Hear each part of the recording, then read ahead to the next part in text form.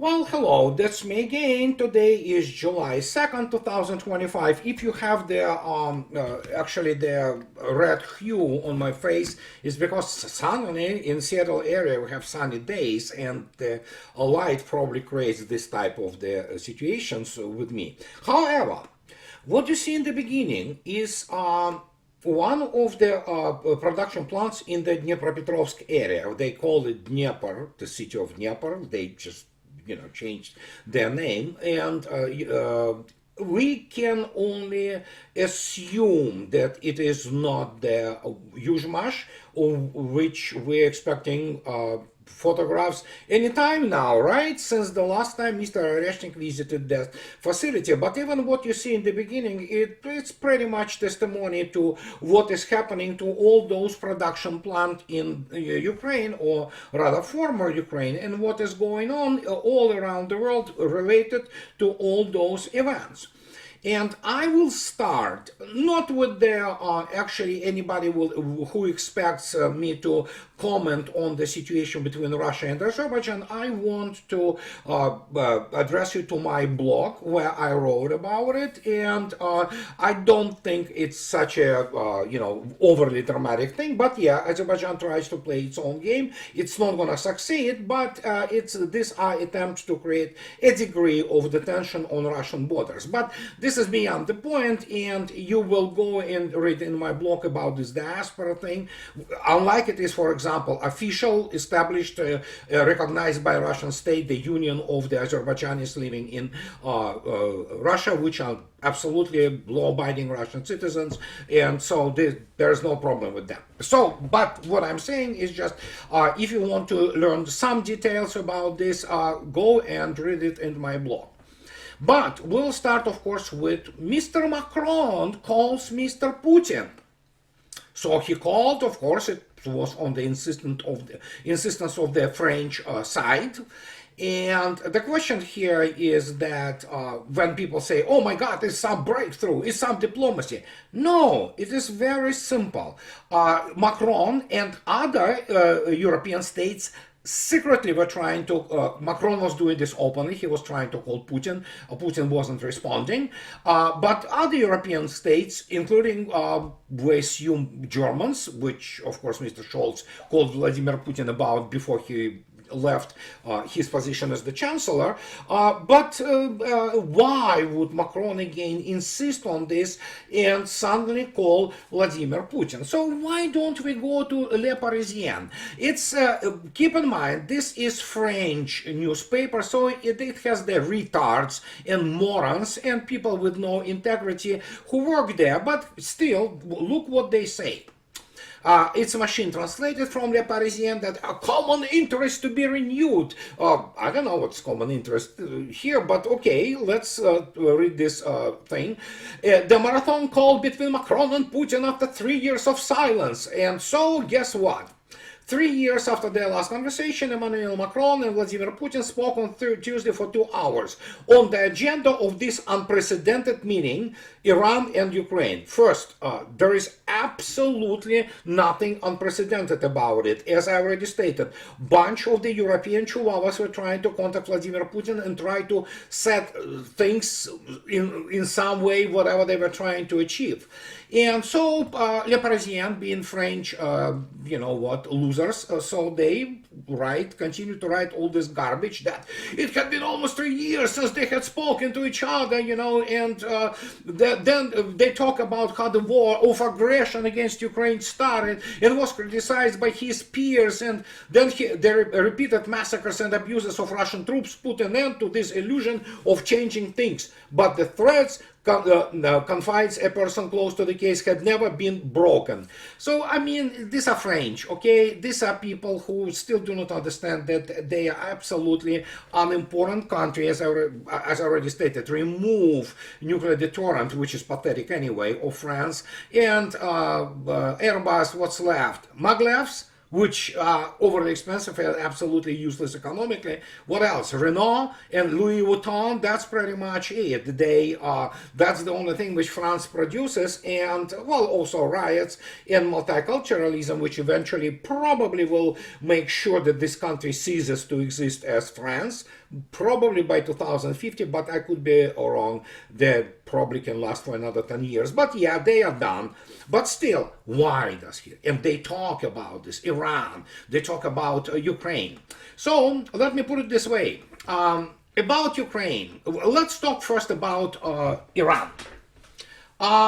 Iran is obviously the issue which we all know what happened in the last 12 days. We also know that Iran, Mr. Pezeshkian, actually signed the order, or whatever however the procedure is happening in Iran, the legislative and executive procedures. It's to pause, which probably stopped the basically cooperation with the International Agency for Nuclear Energy.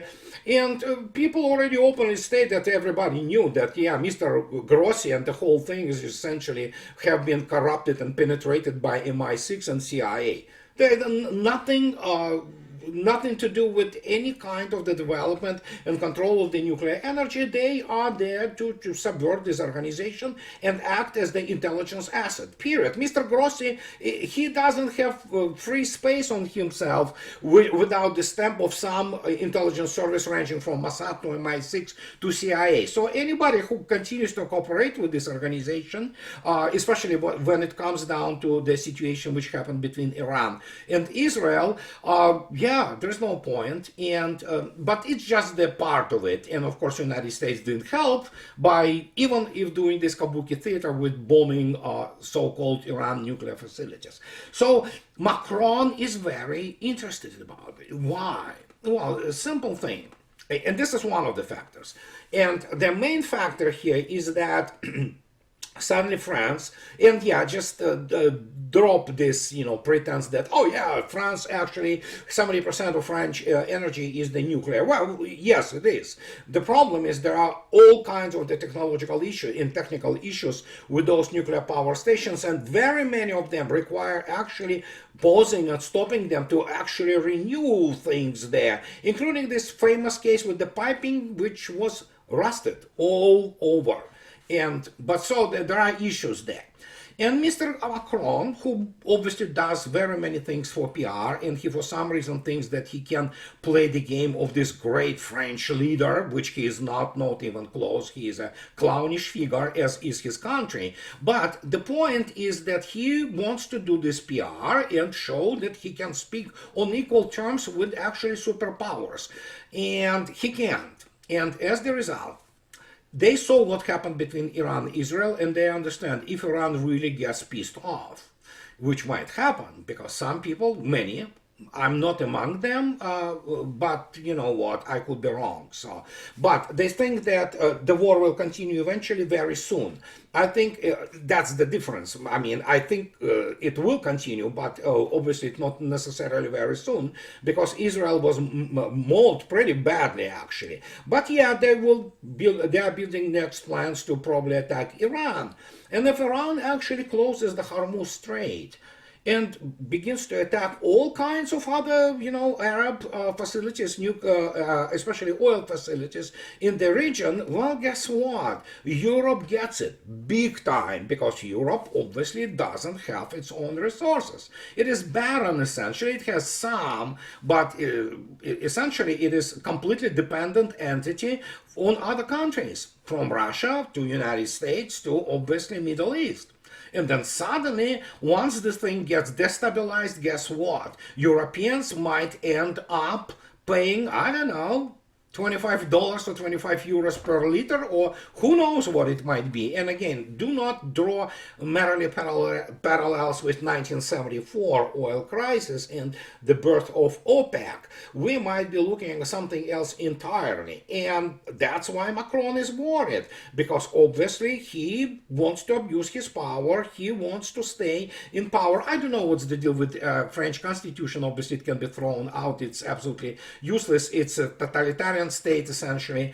And what happens here, he is worried about political power and what may happen to France and Europe, for which, for some reason, he thinks that he represents the whole of the Europe. But that's typical French, so that you have the incredibly high opinion about themselves.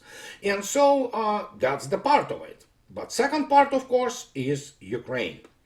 What does he want from Ukraine? Oh, yeah. So I can tell you one thing. There have been reports, and you don't have to trust me, you can easily find them, especially going to the Russian internet. Modern day translation on the browsers allows you to actually have access to pretty much any kind of the information. And there have been a number of the French so-called volunteers and mercenaries killed by Russian, missile forces. And evidently, the rumor has it that French still continue to pour some kind of force, obviously covertly, as they usually do, and undercover. But the point is they will be found out and will be killed. And essentially, when it begins to be, in significant numbers, and I already made a video, for example, if you want to go back a couple of months, I made a video about it, including people from French governments, former French officials saying that, oh my God, we already have somebody killed there and we should stop it. Oh, no, this is just the warm-up. If France wants its army killed, entirely, in its entirety, it will be massacred, basically. They can send whatever French contingent, and again, the understanding of their military political influence in European countries, as they conceive it, is basically kindergarten. Those guys think for some reason that they matter, but they don't. And that's why Macron also calls Putin to do all kinds of PR and saying that he cares about the, essentially, settling the Ukrainian crisis. But after we discuss these two major factors, let's count in this thing. And Macron, and of course he has some intelligence service in France, they tell him things, they, recon things, they essentially spy on things, or do the OSINT, which is the open source intelligence. And this is what is also at stake here. And let's start with this. Interesting news coming out of Washington. As NBC reports, Pentagon halts weapons shipping to Ukraine amid concerns over U.S. stockpile. And they report that move was made to put America's interests first. A White House spokeswoman said as U.S. munitions have been depleted in recent years. I spoke about this from the get-go, and everybody who has any brain, in terms of military strategy, they told immediately after the collapse of the, sabotage of the April 2022 negotiations between Ukraine and Russia in Istanbul, that it's now about real start of the special military operation, and it is not against Ukraine, it is against combined NATO. So now we arrive to the situation that, the Trump administration and Mr. Hexet, that's what they report, NBC, yesterday. Defense Secretary Pete Hexet has ordered a pause in sending a shipment of missiles and ammunition to Ukraine amid concerns about the U.S. military stockpiles, according to two defense officials, two congressional officials, and two sources with knowledge of the decision.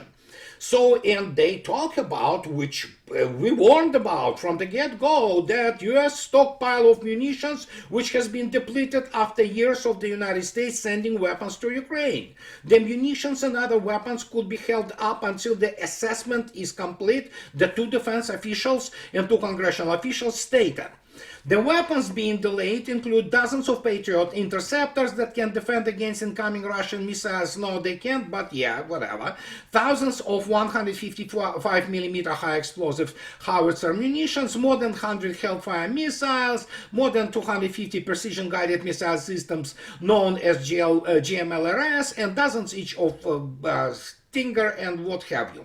And so when you look attentively at this nomenclature, if you wish, or the list of the weapons, primarily the main import there, so to speak, for Ukraine are, of course, air defense systems, which are absolutely ineffective. Russia absolutely demolishes whatever is left of the industry of the former Ukraine. And of course, we have the situation on the line of the combat contact, where if we take a look attentively, let's take a look what was yesterday. We have this armed forces of Ukraine losses yesterday on July 1st, as you can see yourself, 1,365. So as I already stated, most of it, while they are certainly counted as casualties, which means wounded and killed, most of them are killed, especially considering atrocious level of the field medicine in Ukraine. And so it is. So suddenly we have the situation, the Trump administration and Mr. Hexet, and they say that we do not have much to give. Are they lying? No, I don't think so. I think they are telling the truth, because essentially United States was sucked dry. And I don't know there are any military in the world has minimal requirements. This is not to say that U.S. military necessarily, adhere to those or try to meet those requirements, because, nobody is going to attack United States. Nobody going to do this gigantic amphibious operation and invade Chicago or Boston or New York. No, the only danger, if you wish, which is legitimate, that United States could be wiped out of the face of the earth. But only Russia can do that, and Russians are not going to do it unless United States decides to commit suicide. But other than that, if you take a look attentively at any army, they have what is called untouchable resource. It means the thing which you cannot go below. This applies everywhere, across the board, in every single service in the armed forces anywhere in the world. You cannot go below some number of the shells in your resource, if you wish, or stock on your, for example, ship. You cannot go below. In our ships I served on, there were no less than 30% of the fuel. All the time, the least amount of fuel you could have on the 30% of the tanks. And so goes the same for the combat readiness and things like that. Obviously, the NATO combat readiness, for example, like they say that, we can take out of the tank company, which is about 10 to 11 tanks, 6 could be good. Well, for Russians, it's 9 out of 10, 90%. But it's still requirements, untouchable. You cannot go below it. And those people who think that actually United States still has some resources, well, I have a breach to sell you. The point is, United States, which was the main perpetrator, essentially, of this atrocity in Ukraine, is sucked dry. Yeah. That's what it is. And it doesn't have military-industrial complex which can satisfy the operational tempo of what special military operation presented. That is why. Remember Mr. Cavoli? He is retired now, who says scale, scale, scale. We haven't been ready for this. Yes, this is exactly what is at the heart of this matter. And so as a result, there is a panic now in Kiev, obviously. So we have now, as you can see yourself, now Ukraine summons U.S. diplomat as Washington halts military aid shipments.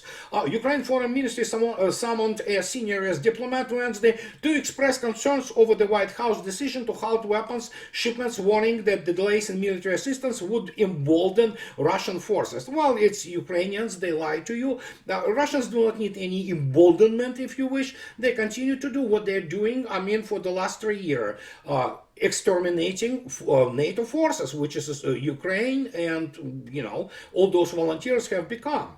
And John Ginkel, deputy chief of the U.S. Embassy in Kyiv, was called to the Ukrainian Foreign Ministry. And I spoke on a number of occasions that when we go back to Mr. Macron, and while he called Mr. Putin also, is the fact that Europe militarily, they're chihuahuas. They are, and what most important, in terms of military-industrial complex, ability to produce anything, again, I'll give you this, I repeat this number again. Europe combined can produce about 40 tanks a year. Russia, meanwhile, can produce upward of 1,300 tanks a year. So you feel the difference? United States cannot produce tanks at all because it doesn't have production facilities anymore or expertise. And again, Abrams M1, come on, this is not a good tank, and it's not designed to fight real war. It's good at the, flat spaces of the Iraqi desert, and even there, it's not necessarily that greatest, but again, So when you look attentively at those numbers and you compare the dynamics of the replenishment of the forces, Russia can do it for many years. And actually, Russian military industrial complex is firing on all cylinders while Russian economy is growing.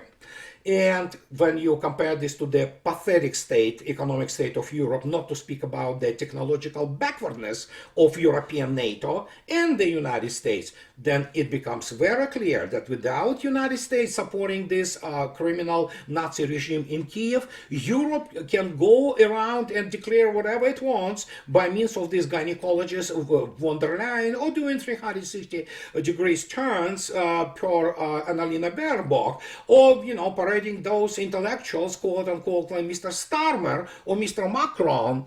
But the point is, Mr. Macron is scared crapless, and as is Europe, because no matter how they declare things, they have nothing. They're paupers. They are really just poor people who can produce some things which change absolutely nothing. But remember, Russians already warned since the very beginning that the supply of those weapons to Ukrainian side, which by the way today practically is NATO army, it fights primarily with NATO weapons, is the fact that it just merely prolongs the suffering of Ukraine and will just essentially comes down to what happened.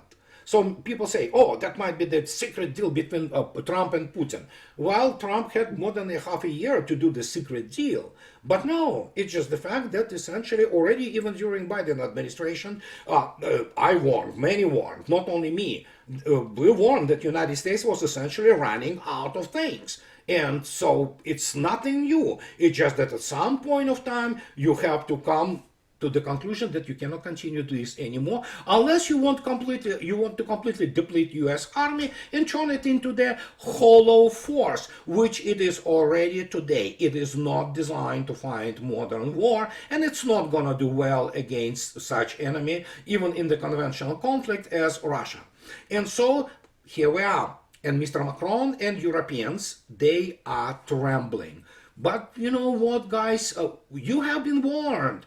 I was warning this for more than 10 years, I mean, publicly, when I went out and started my blog and started writing books. You cannot compete. You just lost the arms race, and you lost arms race not only technologically, of which basically the gap is so gigantic they will not be able to close it, and it's actually widening. No, it is also economically. But then again, for the country, for the European countries who calculate their gross domestic product, which involves drug trade, prostitution, things of this nature, sure. And the famous Russian joke today is, have you seen the capitalization of Apple?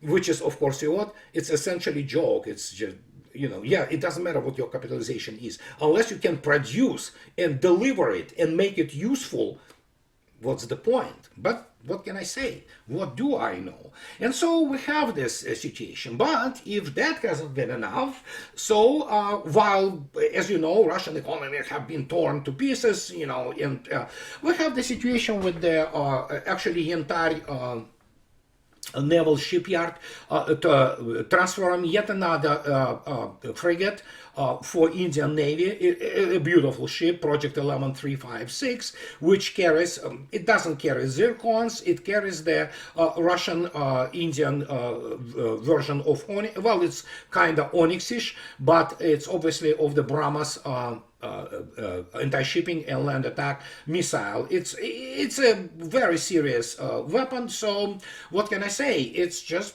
the way it is. Russians continue to supply not only themselves, they are building things for India, for example, per contract.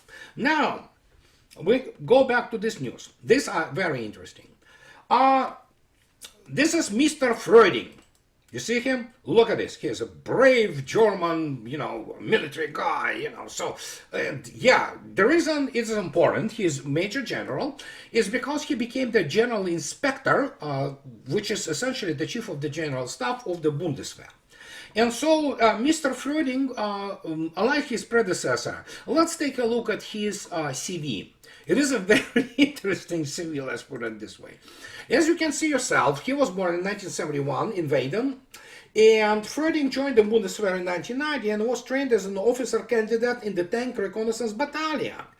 And he studied he studied political science at the University of the Federal Armed Forces in Hamburg. So, okay, a wonderful degree. I'm being facetious, of course. It's a useless crap, which is not science. It's just giving you some kind of credentials. And so the guy was known primarily for his forecasts about the actions of the Ukrainian forces. And as you would expect, his forecast sucked badly.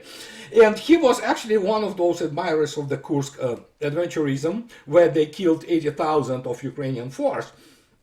And so here it is. But here's Mr. Fröding, so it's in 2023. And Mr. Russian, unveiling Russian resilience, Major General from Germany forecasts war erosive impact. And so he talks about Russia. This is the chief of the general staff now, Bundeswehr guys. So don't run for the, for the bomb shelters yet. But with the guys like this, you can expect anything. They will die, of course, because they're stupid. But here it is. And he talks about special military operation, which was, of course, a year and a half ago, that due to significant losses in personnel and equipment, Russia will emerge from the war weakened in both material and human terms. According to Major General and head of the Special Staff for Ukraine at the German Ministry of Defense, Christian Fröding, in an interview with Süddeutsche Zeitung. So, yeah, the guy actually, he is the guy. He is the point guy in Bundeswehr who was planning, together with his nincompoops and amateurs from, British Ministry of Defense and Pentagon, all those catastrophes. And so, yeah, he's now the chief of the general staff of Bundeswehr. Well, judging by his forecasts, which all of them were wrong, as most of them were on the Western side, especially establishment, unless you go to people who are actual professionals like Colonel Daniel Davis, you go to Douglas McGregor, you go to Larry Johnson or Alistair Crook or all kinds of other people from military community who actually do know things. This guy, evidently, he is very good at leaking the, well, let's put it this way, sucking up to the superiors.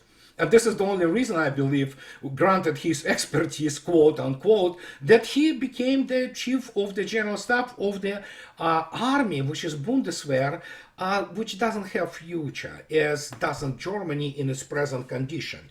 And this is all, when you look attentively, coalesces into, the point which was made by me and others who are in the know and who do not sell their expertise for the establishment media, where they spew BS and parade themselves as clowns, as most American generals did. So, and when you have this kind of guys, you can expect anything, but most likely the only thing they know is how to serve, not how to fight war. And that is the whole other story in this respect.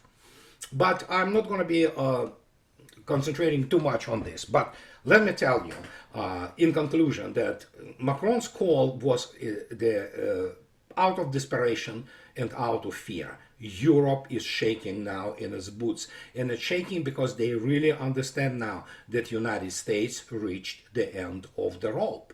And no matter even, unless they want to transfer to Ukraine a higher class strategic missile submarine or a couple of the Arleigh destroyers, Flight 3, which of course we know is using the parabola by Mike Myers from the Wayne's World is like, a monkey will fly out of my butt. So and just that's the thing. It's getting over, and we know what is happening right now. And I will not lie. I would lie if I would say that I do not enjoy it. I do. And the only thing they can do, these people, the only thing they ever could, they could never fight a real war. They could do terrorism, they could do the, all kinds of the diversionary and sabotage operations. That's about it. When you look attentively at how and what they are in combat conditions, not good. So they cannot go to toe-to-toe to Russia. And that's why he called. And this is everything I needed to tell you guys today. And as always, those who like what I do, please subscribe to my channel. And those who can afford, please support me on Patreon or buy me a coffee too. That will help me to keep myself in this business. So have a nice rest of the week, and I'll talk to you later, guys. Bye-bye.